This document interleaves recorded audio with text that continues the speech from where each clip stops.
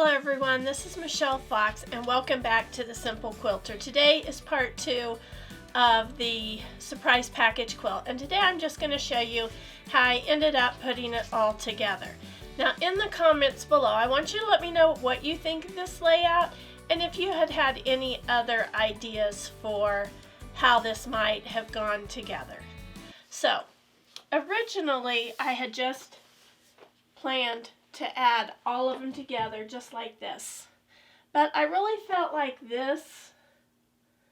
these colors all together really didn't give the eye a place to rest, and there was so much color and so much going on that it was really hard to, I don't know, I think that it needed somewhere for your eye to rest. But I want to show you a couple things. I do like how it would have made this little box right here better than it does when you add this. Now this snowballing the corners does create a secondary design, but it does look much different when you add this piece in, I think. Now I did add a 2-inch strip, which finished size is a 1.5-inch sashing all through the quilt, and I really like how it turned out. But I wanted to show you the difference between snowballing and putting them right together like this and how it creates a different design versus adding the sashing. I just wanted to point that out because I really hadn't thought much about it until I got it going there. Adding the sashing definitely did make a difference in the overall appearance of the quilt, and I do like how it does set off each block and they're not just all together, just jammed together, and all those colors and patterns just conflicting for where your eye wanted to go. Okay, so I have all these 6 assembled down here, but I did want to just show you how I put it together. So I put the 2-inch sashing first on between each of the blocks.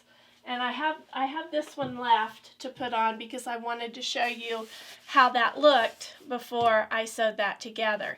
And then after I had those assembled, then I started adding, once I had all 3 assembled, I started adding this 2-inch strip here. When I added this, I had to sew my sashing pieces together, and I did that on a diagonal. And what I do is I cut it the length that I needed, folded it in half, pressed it, folded it in half again, and pressed it again. And I did the same thing to the row above it so that I can line the little lines up with those on the part above so that I can get it lined up nicely and so that everything will meet. But I added it, it was kind of interesting. It was just like putting the blocks together because I had 3 rows, just like this. I had 3 rows, and so I had 3 big blocks.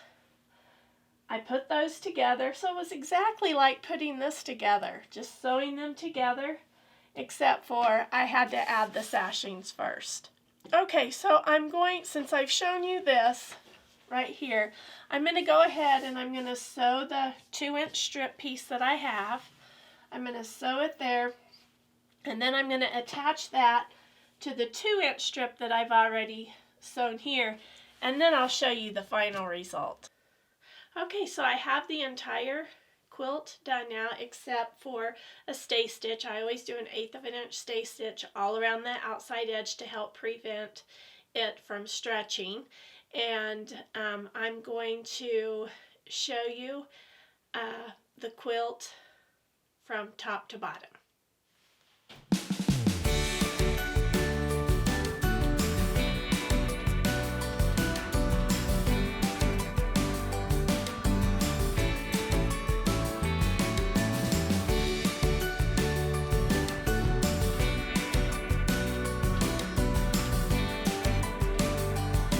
Okay, so in the comments below, please let me know if you think the sashing was a plus or a minus. Now, I think it's a plus, but I don't get upset when people have differences of opinion, so please let me know what you think about the addition of the sashing.